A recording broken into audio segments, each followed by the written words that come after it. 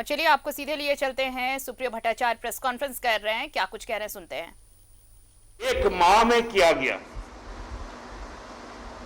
जब पूरा देश कोरोना से लड़ रहा था, उस वक्त माननीय प्रधानमंत्री, माननीय गृह मंत्री, माननीय रक्षा मंत्री, माननीय अर्थ मंत्री सहित कई राज्यों के मुख्यमंत्री बंगाल में डेली पैसेंजरी करते थे ताकि बंगाल के संस्कृति को, बंगाल के सभ्यता को मिटाकर एक सांप्रदायिक उन्माद को वहां पर स्थान दिला सके।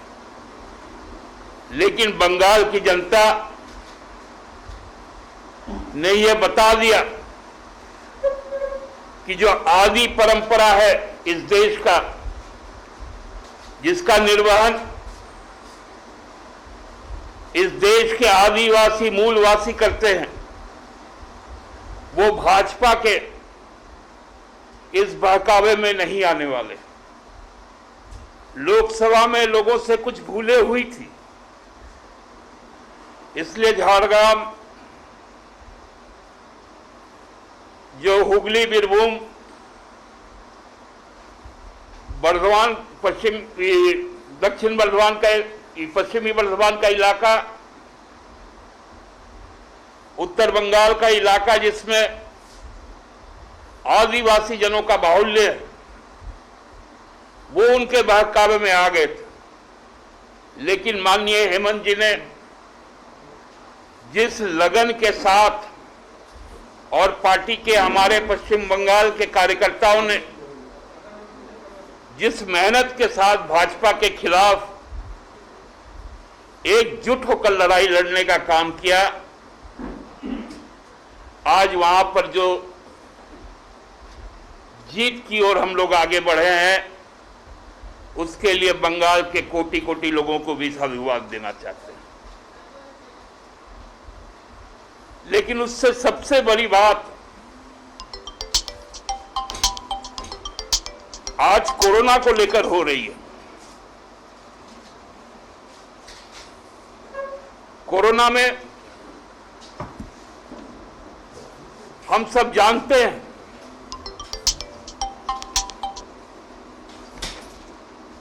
कि कोरोना में जो आज जरूरी था वो है वैक्सीन। मैं आज पूछना चाहता हूं कि इस साल के वित्तीय बजट में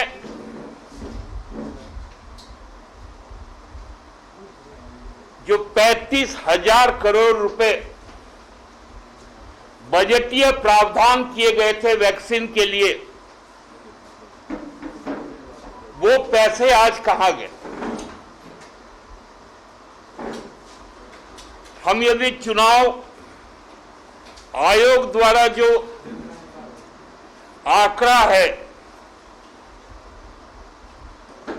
जो 18 साल से ज्यादा के उम्र के लोग मतदाता हैं, वो आंकड़े को ही यदि एक बेस मान ले तो लगभग 90 करोड़ की आबादी है, जिसमें 18 से 65 साल तक की आबादी 65 करोड़ की है। तो मैं आज ये सवाल पूछना चाहता हूं, यदि वैक्सीन के लिए 35,000 करोड़ रुपए हैं, 150 रुपए के हिसाब से यदि एक डोज है, लोगों को 2 डोज लगना था, मान लेते हैं 90 करोड़ लोगों को लगना था, तो 2700 करोड़ ही तो होंगे ना। फिर भी 8,000 करोड़ आपका सरप्लस था। लेकिन आपने किया क्या?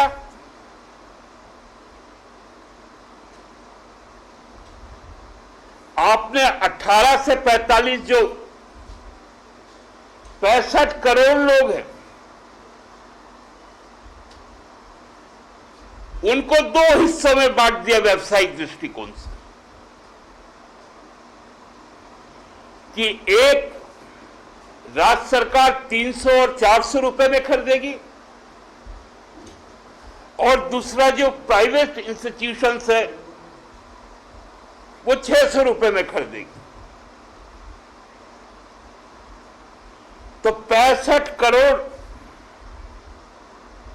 लोगों को यदि 300 रुपए के हिसाब से भी कहा जाए तो ये 18,000 करोड़ का घोटाला, बजटीय घोटाला केंद्र सरकार ने किया। ये सीधा हिसाब है। फिर भी वैक्सीन नहीं है।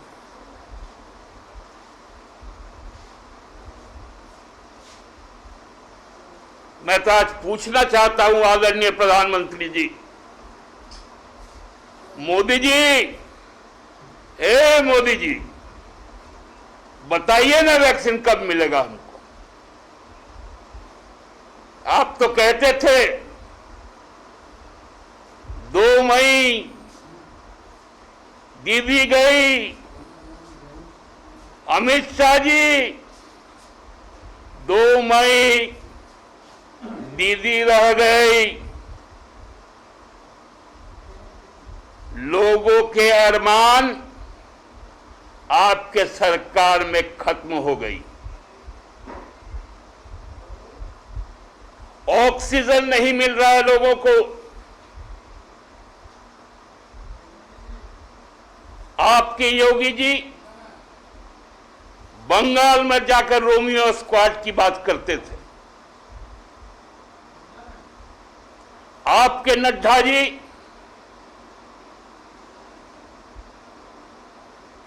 शूद्र नमोशूद्र की बात करते थे। आपके भाजपा के नेतागण बंगाल में हिंदू मुसलमान की बात करते थे। आपने वह एक गठजोड़ बनाया था इनकम टैक्स के साथ, एनफोर्समेंट डायरेक्टरेट के साथ, सीबीआई के साथ और तो और इलेक्शन कमीशन ऑफ इंडिया के साथ। यह गठजोड़ भी आपको नहीं जिता पाई।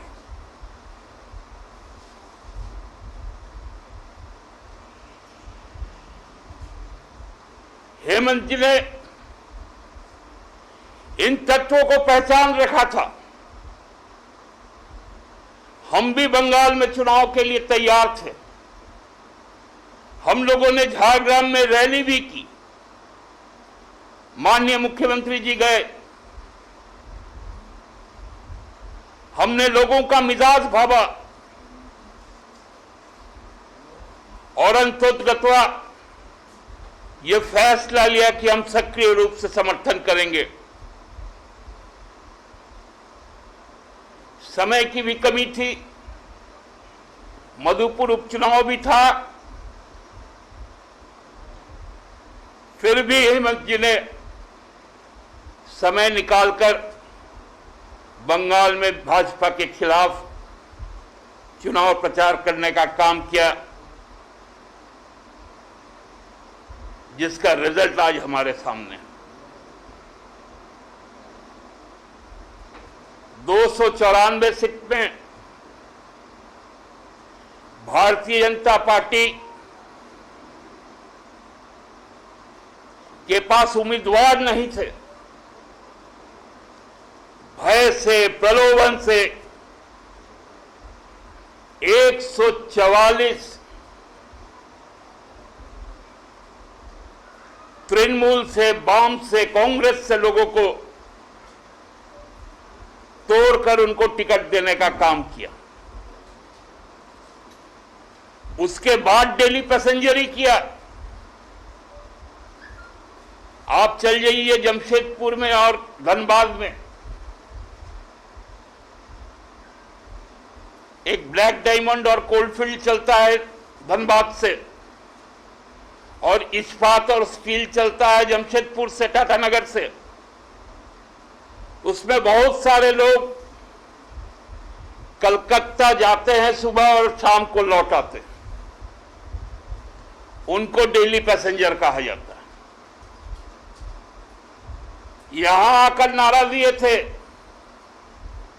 अब की बार 65 पार।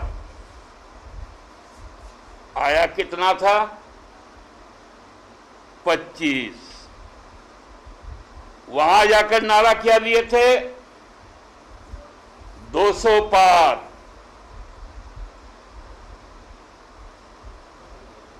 दहाई से तो ऊपर उठ नहीं सकते हैं, तिहाई की ओर सपना देखने चल गए थे। अजीब स्थिति है।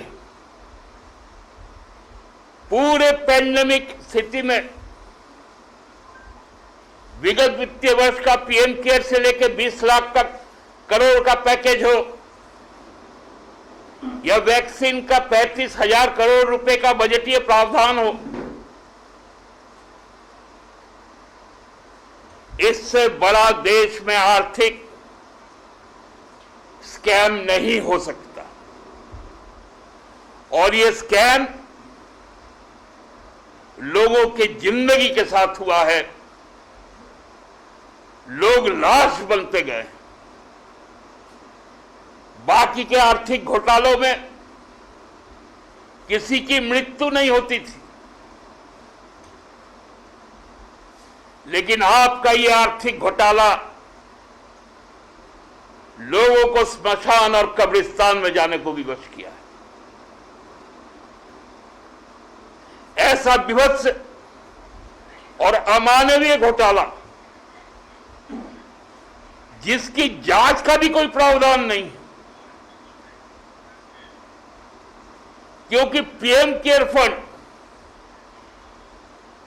का ऑडिट हो ही नहीं सकता। ऐसा एक कानून,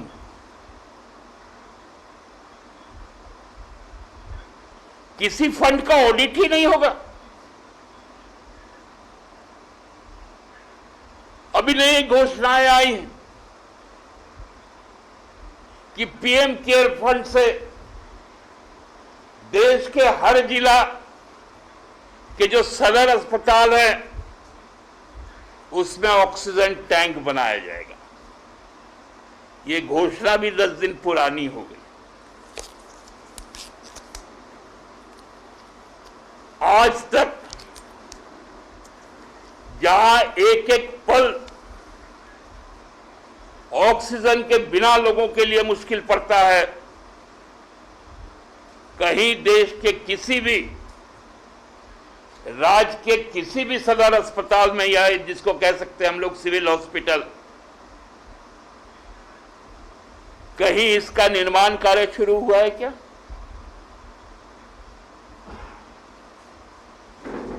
क्यों भ्रम में रखना चाहते हैं लोगों को?